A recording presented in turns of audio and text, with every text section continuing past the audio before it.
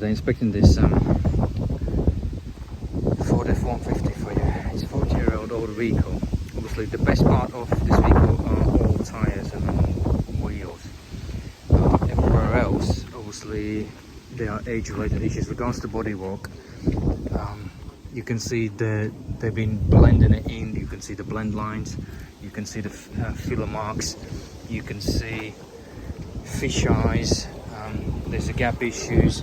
Obviously, everything is that's what you're gonna expect.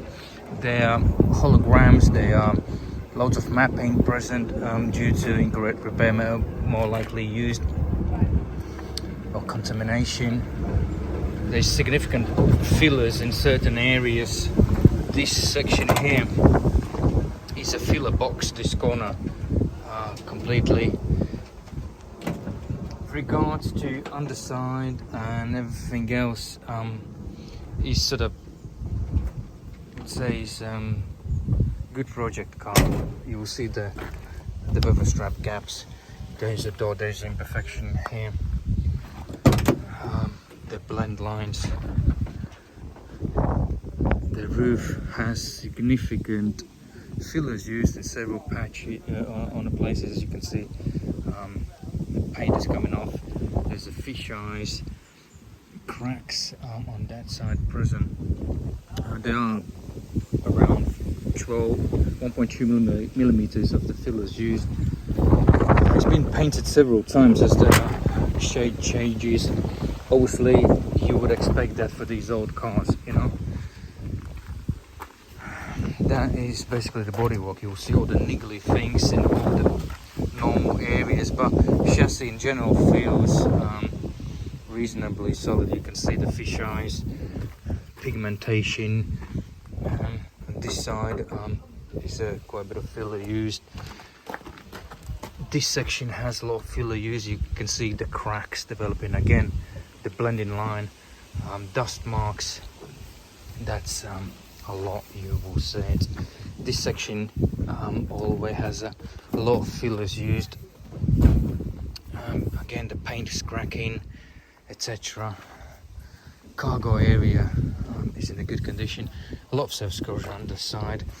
There's light damage on this side. Some corrosion, some corrosion.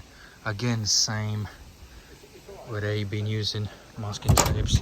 You've got lines peeling off paint, same on that side. More likely it will be some water leaks here, maybe from dry windscreen rubbers. I noticed they are not wet, but some patches where the sand looks like water been running down. Some paint leaks. Again, imperfections everywhere. Panel damaged. The panel light's not working. Reverse light not working. It's charging faulty. Seat is damaged. Carpets are good. Mirror is fallen off, so you can't see it. Yeah, everywhere, everything is like, you can see a lot of imperfections, right? Engine's been rebuilt recently. There's oil leaks. There's no thermostat in there. There's a leaks, gearbox cooler pipe leaks, cracked fuel pipes. Everything's a bit messy. Everything needs tidying up. All the electric wiring, the earth strap. That's a windscreen washer.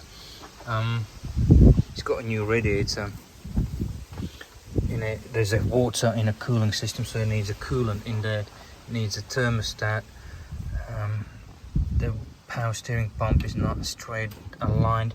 I mean, there was some overheating marks, so maybe it was something to do with for the previous stuff, or once they repaired it with the thermostat in there, something wasn't right. So I'm gonna go for the road test now, and see how it sort of performs. But again, it is sort of project car. From distance it looks good. It starts on a first crank. There's no excessive smoke. There's nothing at the moment abnormal.